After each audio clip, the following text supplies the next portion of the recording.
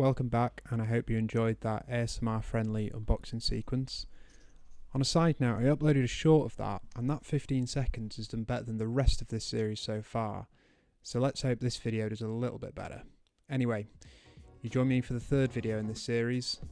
As you can see, the PCBs and components have arrived. They came in ridiculous speed, so a big shout out to PCBWay and Farnell for those. So of course I was keen to get this soldered up as quickly as possible, and so I did. I set off in the evening and I got this thing soldered up as soon as I could.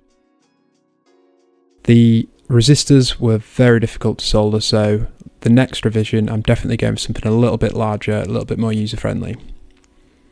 The rest of the assembly was fairly easy and I managed to get it all soldered up in about half an hour. And there we have it. Everything's soldered up.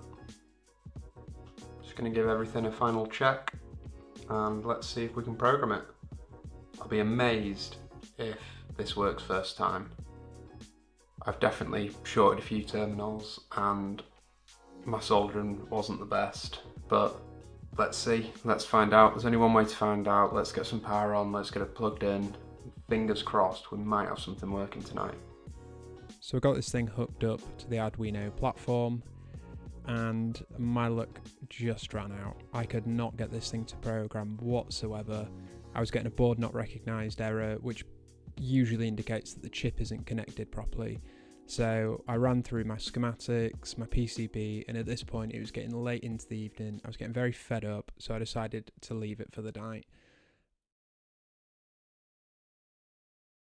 So I've just got a chance to look back at the PCB design, and if you look, where are we? Here, these are the two pins which are essential for the programming, and I've not connected them. That is so annoying. So this one, oh look at that, I need to get that to there. And this one needs to get there.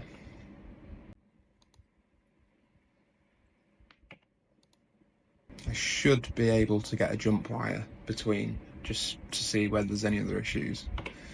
But that looks to be the main problem at the moment.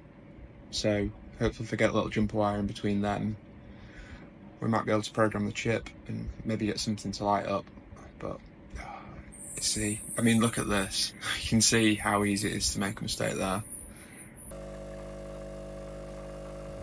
So armed with good coffee, I was confident I was going to get this thing working on day 3.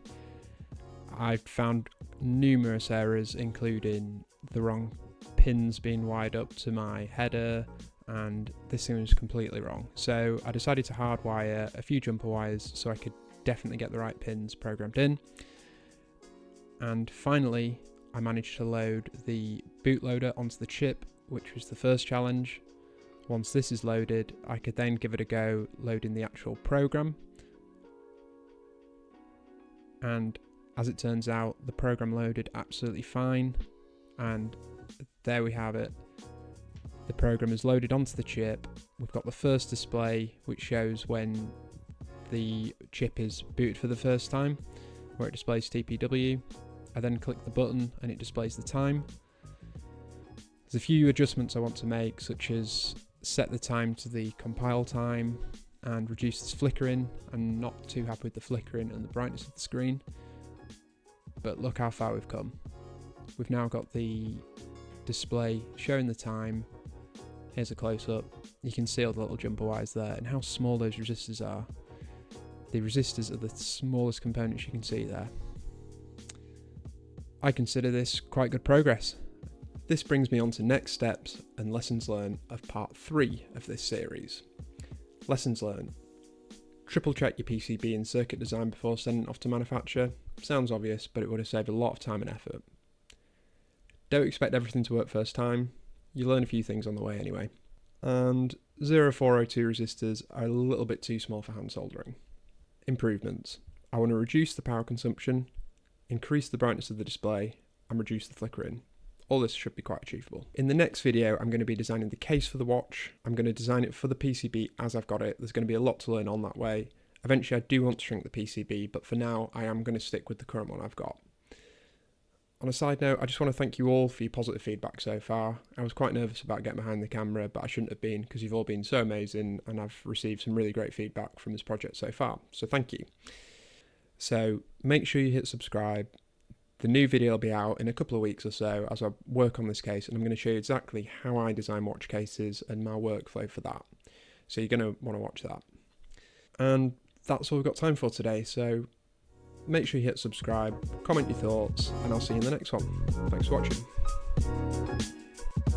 watching.